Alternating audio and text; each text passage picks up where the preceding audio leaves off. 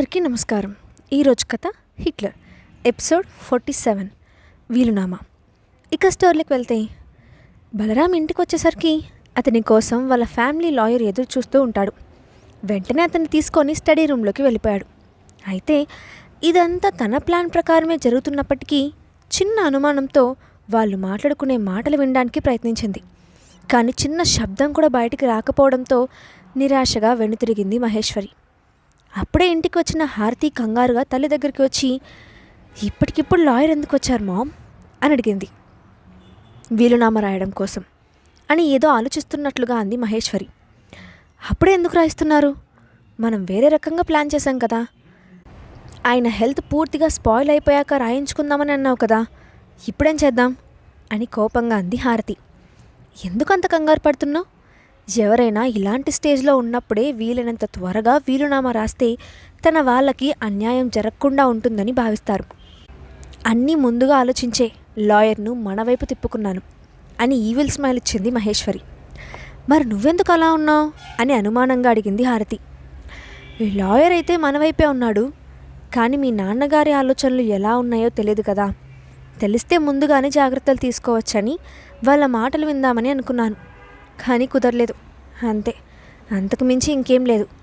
అన్నీ మీ మమ్మీ చూసుకుంటుంది, నువ్వు వెళ్ళి నిశ్చింతగా ఉండు అని ధైర్యం చెప్పింది మహేశ్వరి.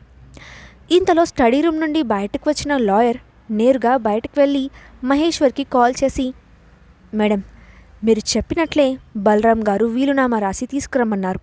బట్ మీకు మీ అమ్మాయి హారతికి మాత్రం ఒకే ఒక ఫ్లాట్ రాశారు.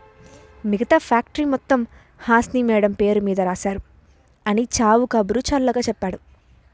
అదెలా కుదురుతుంది? మేమేమైనా బిచ్చగాలం అనుకున్నారా? ఆస్తి మొత్తం కూతురికి రాసి మాకు ఒకే ఒక ఫ్లాట్ ముష్టి వేస్తారా? ఇదంతా కాదు.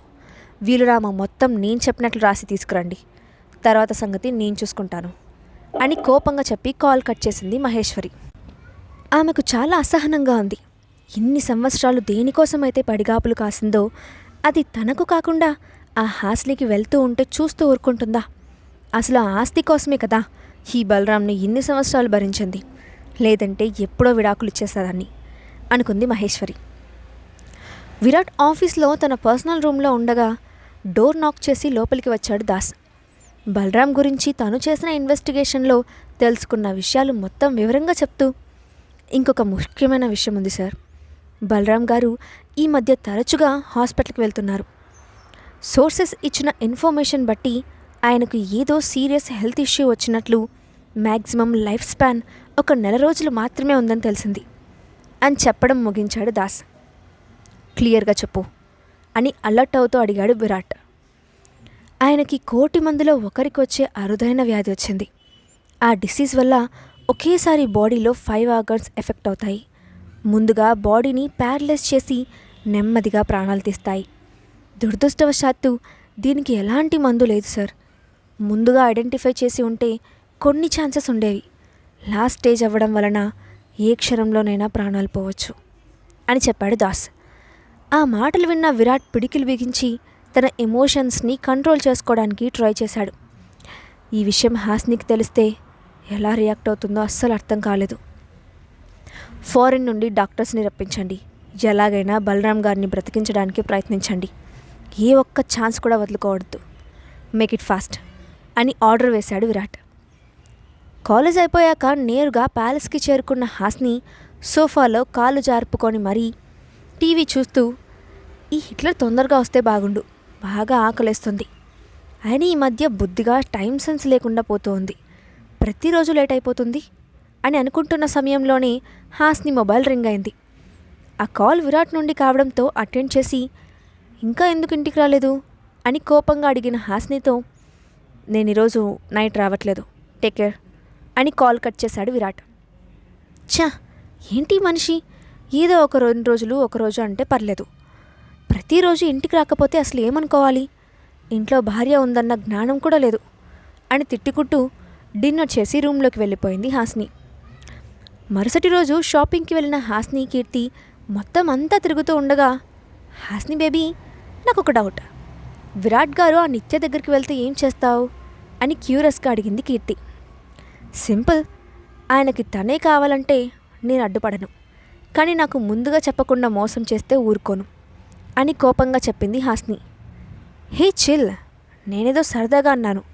అయినా విరాట్ గారు ఎవరైనా కావాలనుకుంటే అడ్డే ఉంది. బట్ నీకు అవతల వాళ్ళ ఇంటెన్షన్ అర్థం చేసుకునేంత బుర్ర ఎక్కడుంది? చిన్న చిన్న వస్తువులు దొంగిలించడం మీద ఉండే ఆసక్తి విరాట్ గారిని అర్థం చేసుకోవడంలో ఉంటే చాలా బాగుండేది అని వెక్కరింపుగా అంది కీర్తి. అంటే ఏంటి నీ ఉద్దేశం? నేను చిన్న వాటిని దొంగలిస్తాను, అది నాలో ఉన్న ఫోబియా. అంతేకాని ఆ నిత్యాలాగా పక్క వాళ్ళ ఆస్తిని దొంగతనంగా దోచుకోను అని కోపంగా చెప్పింది హాస్ని. పోనీలే, ఈ విషయంలో క్లారిటీగా ఉన్నావు, అందుకు హ్యాపీ. ఇక ఆ నిత్య కాదు కదా, ఎవరు వచ్చినా మిమ్మల్ని వేరు చేయలేరు. నాకెప్పుడు బాయ్ ఫ్రెండ్ వస్తాడో ఏంటో అని నిట్టూర్చింది కీర్తి. ఆహా, అయితే రక్షిత్ గారు ఎక్కడున్నారు? రమ్మని తలుచుకో అని కొంటిగా నవ్వింది హాస్ని. ఆయన కర్ణాటక వెళ్ళిపోయారని చెప్పావు కదా, ఎప్పుడు వస్తారో కూడా కనుక్కొని చెప్పి పుణ్యం కట్టుకో పాపా అని దీనంగా అడిగింది కీర్తి. నువ్వు ఇలా అడుగుతూ ఉంటే నాకు ఎంతగానో హ్యాపీగా ఉంది. సర్లే, ఎలాగో ఒకలాగా విరాట్ గారిని అడిగి చెప్తానులే అని బదులిచ్చింది హాస్ని. షాపింగ్ ముగించుకొని ప్యాలెస్కి చేరుకున్న హాస్నికి ఇంకా విరాట్ రాలేదని తెలిసి కోపం పీక్స్లోకి వెళ్ళిపోయింది. ప్రతిరోజు ఇలాగే చేస్తున్నారు, పొమ్మను, నస్సలు మాట్లాడను, నచ్చినట్లు చేసుకొని అని తిట్టుకొని నిద్రపోయింది. మధ్యరాత్రి తన మీద ఏదో బరువు పడినట్లు అనిపించడంతో మెలకువ వచ్చిన హాస్నికి విరాట్ తన మీద పడుకొని కనిపించడంతో నిద్రమత్తులో తెలియకుండానే అతని చుట్టూ చేయేసి ఎందుకింత లేట్ అయింది అని అడిగింది హాస్ని. కొన్ని ముఖ్యమైన పనులున్నాయి, వాటిని కంప్లీట్ చేసుకొని చూసేసరికి లేట్ అయింది, పడుకో, నా వల్ల నీ నిద్ర డిస్టర్బ్ అవ్వడం ఎందుకు అంటూ ప్రేమగా హాస్ని తల నిమిరాడు విరాట్. మీకోసం ఎంత ఎదురు చూసానో తెలుసా అని విరాట్ మెడవంపుల్లో తల దాచుకుంటూ అంది హాస్ని. ఎందుకు ఎదురు చూసా? నన్ను అంతలా మిస్ అయ్యావా అని అడుగుతూ హాస్ని మెడ మీద ముద్దులు పెట్టాడు విరాట్. ఆ ముద్దులకి మరో లోకానికి వెళ్తూ ఇలా చేస్తే నేను ఎలా నిద్రపోవాలి అని అలిగినట్లు ముఖం పెట్టింది హాస్ని. ఇంత ముద్దుగా మొహం పెడితే నేనెలా వదలగలను అంటూ నెమ్మదిగా నాలుకతో పెదాల మీద నుండి గొంతు వరకు రాసి అక్కడ మరిన్ని ముద్దులు ముద్రించి నెమ్మదిగా చెస్ట్ మీదకు వచ్చి మృదువుగా బైట్ చేశాడు విరాట్. దాంతో హాస్నికి ఏదో కావాలన్న ఆరాటం మొదలయ్యి చిన్నగా మూలిగింది. ఆ సౌండ్కి మరింత ఉద్రేగపడుతూ టీషర్ట్ తప్పించి ఆమె నాభి మీద ముద్దులు వేసి తమేకంతో తడిమి తన గుర్తును ముద్రించాడు విరాట్. అతని దాడికి తట్టుకోలేక, ప్లీజ్ విరాట్ గారు, మీరు అలా చేస్తే నాకు కష్టమవుతుంది, నాకు నిజంగా నిద్రొస్తుంది అంటున్న హాస్ని వైపు చిరుకోపంగా చూస్తూ, నీ అంత అన్రొమాంటిక్ ఫెలోని నేను ఇప్పటి వరకు చూడలేదు అని ఉక్రోషంగా అన్నాడు విరాట్. ఆహా, ఎంతమందిని చూసారేంటి అని కళ్ళెగరేసిన హాస్ని వైపు కోపంగా చూస్తూ, ఈ మధ్య నా మీద పూర్తిగా భయం పోయింది నీకు, నా మీదే సెటైర్లేస్తున్నావు అని అన్నాడు విరాట్. అదేం లేదు, నాకు మీరంటే ఇప్పటికీ భయమే అంటూ విరాట్ గుండెల మీద తల పెట్టుకొని నిద్రపోయింది హాస్ని. మరుసటి రోజు బ్రేక్ఫాస్ట్ చేస్తూ, రక్షిత్ గారు ఎప్పుడు వస్తారు అని అడుగుతూ విరాట్ సీరియస్గా ఉండడం చూస్తూ, బాబోయ్, నా కోసం కాదు, కీర్తి అడిగింది అని గబగబా చెప్పేసింది హాస్ని. ఇంకా రాలేదు, ఎప్పుడు వస్తాడో తెలియదు అని చెప్పాడు విరాట్. ఇంతలో ఏదో గుర్తొచ్చినట్లు, నాకు నిన్న మహేంద్ర గారు కనిపించారు అని చెప్పింది హాస్ని. ఆ మాట వినడంతో ఒక్కసారిగా విరాట్ ముఖం టెన్షన్గా మారిపోయింది. అది గమనించిన హాస్ని ఏదో అడుగుదామని అనుకునేలోపే, ముందు తిను అని సీరియస్గా చెప్పాడు విరాట్.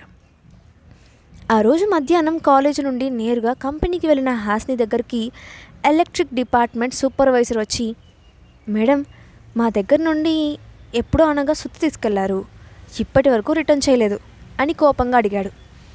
అబ్బా, ఇదొకటి ఉందని మర్చిపోయాను కదా అనుకుంటూ, అదేంటి, మీకు నెక్స్ట్ డేనే కదా రిటర్న్ చేశాను, ఇలా అంటారేంటి అని దబాయించింది హాస్ని.